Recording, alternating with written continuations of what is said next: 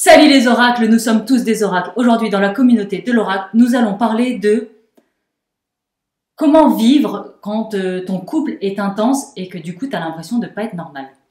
Je suis Caroline. Et je suis Éloi. Nous sommes ensemble depuis plus de 8 ans et nous avons dépassé le plus gros challenge de toute relation, passer du couple blessé au couple sacré.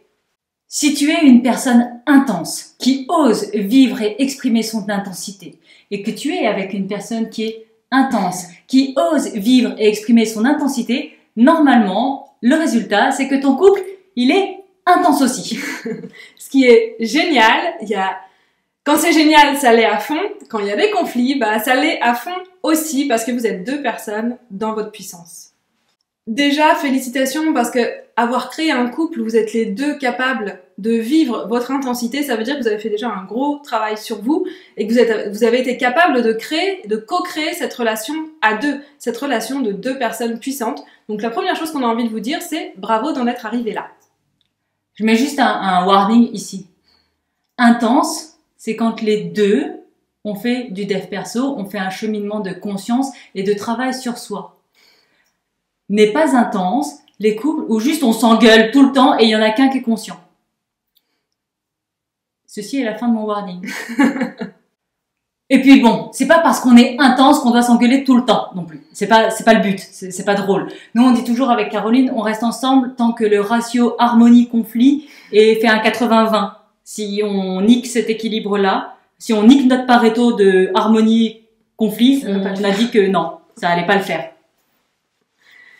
Donc déjà, pour en revenir à la question de est-ce que c'est normal d'être dans son intensité, alors si par normal tu entends comme la norme du reste du monde, bah non, mais c'est cool. En fait, c'est que tu fais partie des personnes qui ont été capables d'arriver à ce niveau-là, de vivre ton intensité et ensemble votre intensité dans votre couple. Donc ça, c'était pour répondre à la question de base. Maintenant, comme vient de le dire Eloa, le but, c'est pas d'être dans le conflit tout le temps. Donc si par intensité, pour toi aujourd'hui, ça veut dire énormément de conflits, il y a des choses encore à aller regarder et des choses à guérir.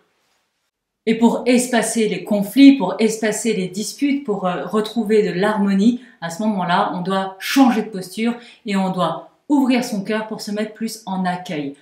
On va accueillir sa propre puissance, on va pouvoir accueillir la puissance de l'autre et s'accueillir tous les deux ensemble. Et à ce moment-là, ça va créer un espace où le conflit sera moins fréquent. Il sera moins fréquent et surtout, c'est que même s'il y a un début de conflit, il va être moins destructeur, j'ai envie de dire. Et au contraire, ça va être une opportunité pour évoluer ensemble. On se rappelle que le couple est toujours un chemin initiatique, donc chaque conflit est une opportunité de croissance. Avec Caroline, on a la conviction que si on se dispute toujours sur la même chose, c'est qu'on n'a pas fait le taf. Donc à chaque fois qu'on se dispute, en règle générale, c'est des nouveaux sujets.